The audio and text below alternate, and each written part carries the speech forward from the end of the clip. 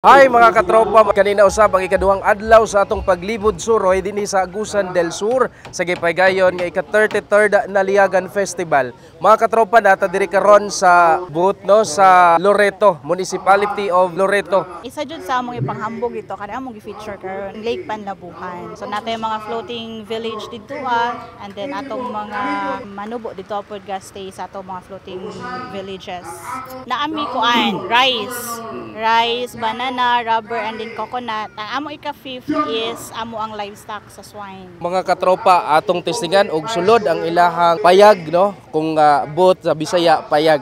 Atong tan-awon unsay ilahang ika-present or ika-panghinambog sa ato. Sige ma'am. Kani sa amo ang floating village mo nang iyang gipersan. Tapos ubos ani mo ning raft and then ang kaning so kini siya ma'am, nagpasabot ni siya nga floating cottage. Yes, dito akibali sa Panlabuhan.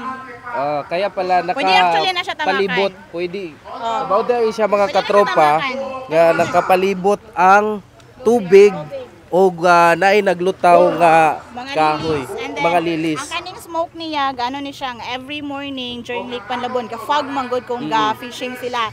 So mo niya gina-manifest. So mo day ni nag-represent.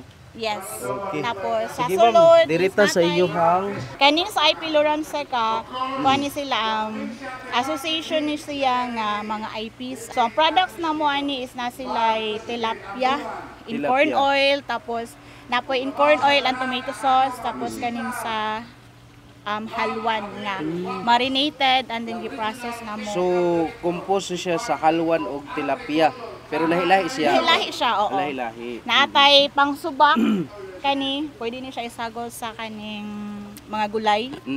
Tapos naapoy aman tong isa. Namigagmay nga pwede siya kare. Siya, ma'am. Kani siya ready to fry na ni siya, marinated gihapon siya. Mga prime cuts din siya sa halwa na ani. So kada siya mamula na siya bukog. Wala na pero kanina kaya naman yun ang lami sa bukog. Tapos kani siya is among process nga tilapia nga kung kanapang sa mga display sa SM kanang sardines type daw siya.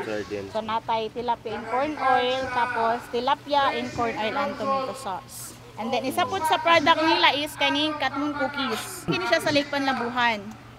Di ba ma'am, naila na siya nga kanang murag aslom? Yes. Pero dili na siya aslom. Dili na siya aslom kung kaunon. Yes. Kay kuha naman siya. Na-process na siya. Ang ilang reason ani nga nung i-process si Katmon is para ma-preserve nato si Lake Panlabuhan. So dito magini siya ga tubo. Pero kumusta ang iyang production sa Katmon sa lungsod sa Loreto, ma'am? Kusog ba gyapon? Yes. Okay. So and preserved food, wala na gipamutol nga kaning mga Katmon.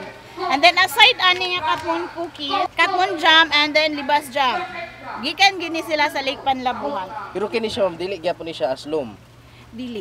I-jam naman siya, so tamis na siya. I-invite mo tanan, i-visit mo ang booth din sa Naliagan and then explore ang mga products and ang floating village nga gi-present din hiya and then Shine Loreto, Vivo Loreto.